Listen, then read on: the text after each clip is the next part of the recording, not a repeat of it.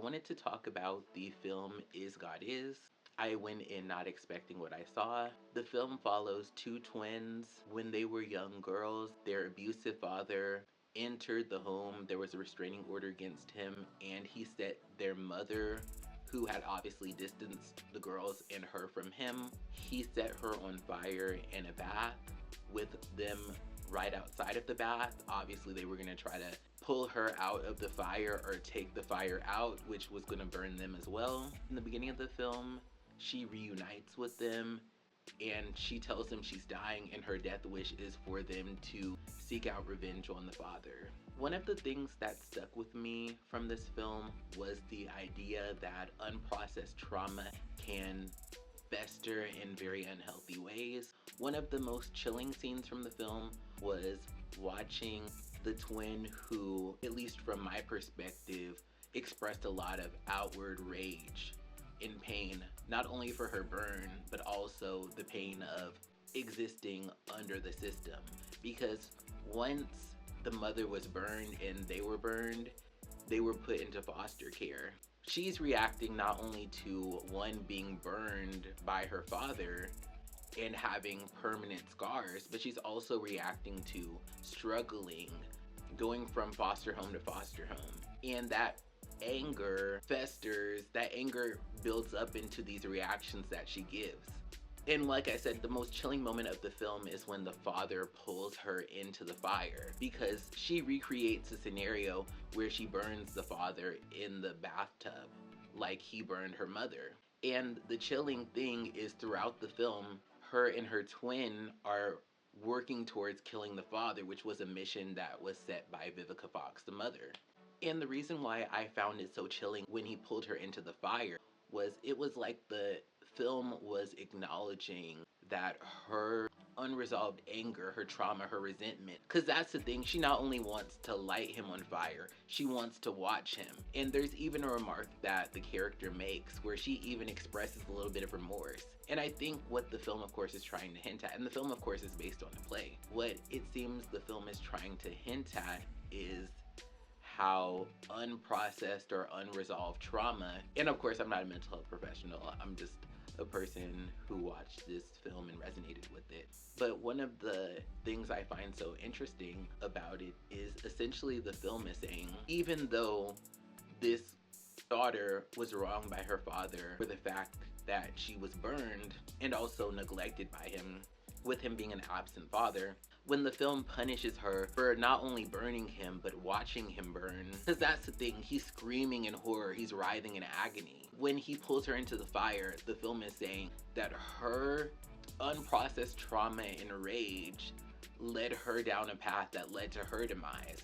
The other twin, who's a lot more quiet and who doesn't want to murder her father, she's somewhat rewarded in the end, because she's able to survive and raise her child, who she's carrying throughout the film. One of the other troubling elements of the film is the fact that Vivica Fox, the mother's character, that she only comes into contact with her daughters again to send them to kill their father. And it feels like it's this really weird trauma bond. Because number one, these girls, they are of age, like they're legal adults. They're just younger adults. But the fact is, the mom clearly had contact information with them. So from what I see of it, it seems she waited until she was dying to reach out to them so that they could do this wish for her. And it's complicated because Vivica Fox's quality of life has clearly diminished. Like, she has nurses or people there who are helping her. There's a moment where she has them pull the blankets back, and they don't show it on camera for the viewer, but there's a moment where she shows the impact of the burns on her body. And keep in mind, both of the girls have intense burns because obviously they were burned as well.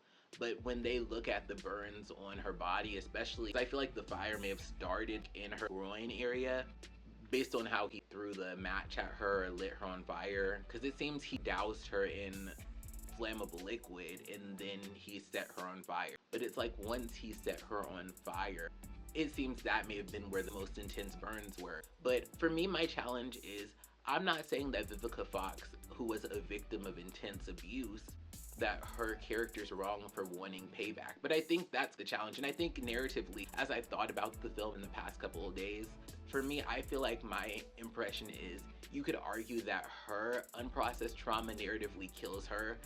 Though I guess you could technically argue it's the impact of the sustained injuries, but the fact that she's about to die at the beginning of the film, that we don't actually see her die. I'm not saying that Vivica Fox's character is not wrong to want revenge, but it feels the revenge consumes her. When you're only reaching out to your daughters to use them as tools to kill your and their abuser, she could have brought them in there, she could have bonded with them, but she's only using them as a means to an end. So I think that's what's disturbing to me about the character. And if you read that differently, definitely let me know in the comment section. Editor's note, I also want to mention that she addresses the letter to them to the more reactive twin, likely because she feels she is the one who is most likely to do the violent thing. Even in their in-person interaction, she focuses it primarily on the twin who is more reactive, and she misspells the name of the more quiet twin. So I think these are clear signs she's using them. This is a transaction. They also end up calling her God because she made them. So there is also this weird pressure they feel of, because she made them, even though she's played an absent role in their life as their least abusive parent by default, they have to make things right by her. And as I mentioned, when she shows them the burned area of her groin, which makes them visibly grimace, it's like she's sealed the deal in them committing to this mission. Later version of editing me. One of the things I want to do is extend some grace to Vivica Fox's character because, as I mentioned earlier, she had a restraining order against this man. So that was layer one of the protection she set for her and her children, her daughters, away from him.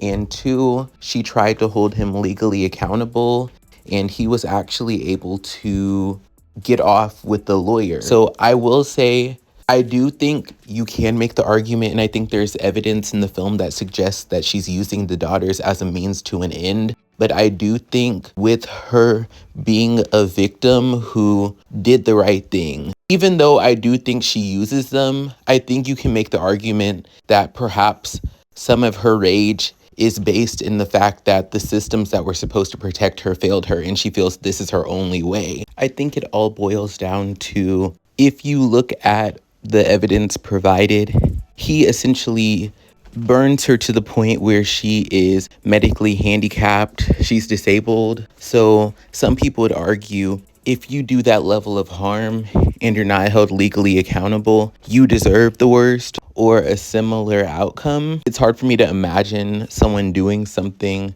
that evil to me and that results in that much pain, because you can make the argument that she may have lingering chronic pain and also just the loss of ability. So some people may be like, hell yeah. But I think part of the issue too is because she's been disabled by the injury, her using her daughters as a tool. Because even if you feel like, okay, she's allowed to be angry as hell and do whatever she wants, I think the problem is her trauma bonding with the kids to get them to do the murder of their own father, leaning into the fact that he burned both her and them.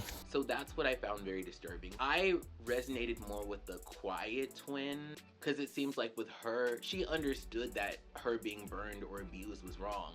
She understood that they got the short end of the stick when it came to the foster care system. And she's the one who had the burn on her face, which it seemed narratively she's self-conscious about it because she feels it impairs her beauty or it stops people from seeing her as beautiful. I guess for me, both twins are damaged. I'm not a mental health professional, so I have to be careful with my language, but both twins are impacted by the burn slash abuse. The twin who got pregnant, she was saying things that may imply when she's intimate with men, she'll take what she can get. She may let them hit it from the back so they don't have to look at her. And so it's not saying that she came out of this unscathed, just to say it seems the other twin really internalized. Like her burns, it seemed more or less severe and they weren't really on her face necessarily. And I think that's another thing that's interesting about the film, is it feels like the film walks a fine line, because even too, there's a character the wife who's trying to escape their father, her husband who's abusive. And she saved a lot of money and she's tried to basically figure out her way out.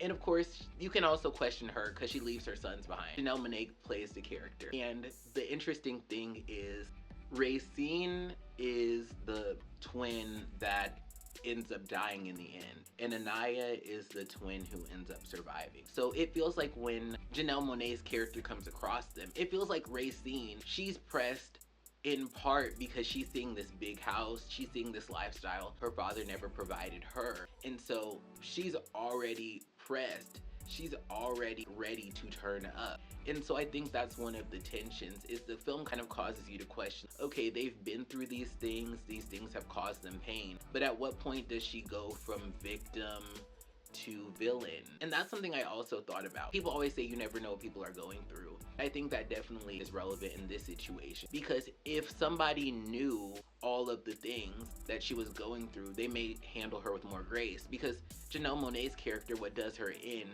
and I will say she did take it a little too far. She ended up spitting on Racine. She blames the victim, Vivica Fox, by saying, "It's not my fault, you burned your mom," and then she spits on her. She kind of did ask for it at a certain point. When Janelle Monáe's character is leaving, it's like a one-way interaction. The way it's framed in the film, they're standing in front of her. It was basically a showdown. And so it felt like there was no arrangement of words she could have said. And like I said, she tried to like offer them a necklace and different stuff like that. It felt like with Racine, she was ready to get her revenge. I also think there's a commentary in there of if people feel they have little to gain by performing in the system or little to gain by being good. They were burned by their father who was supposed to be supportive to them. They're put into the system, their foster care children. I think that's why the upward mobility of the father and her half brothers was such a big deal.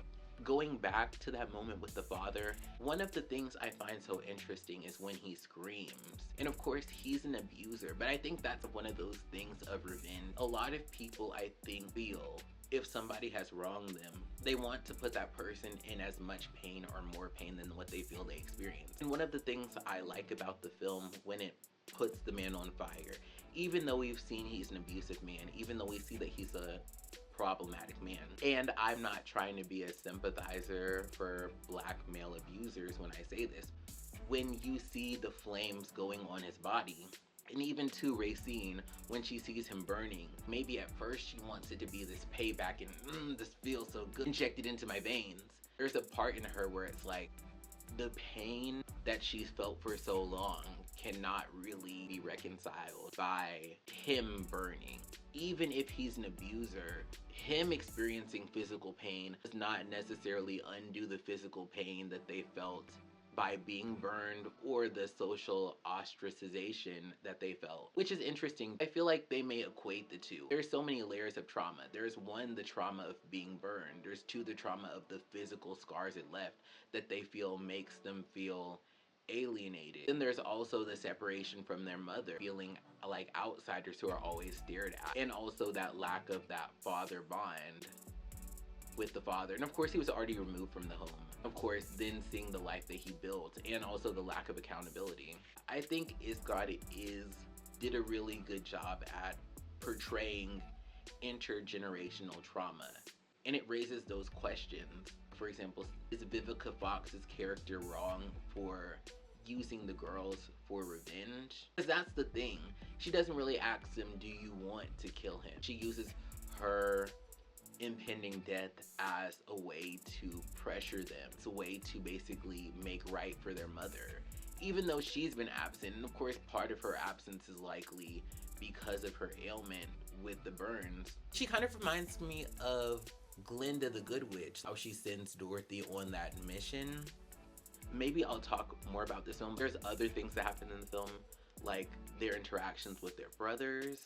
But for this video, I just mainly wanted to focus on the interactions between the twins and that moment with the father who pulled her in.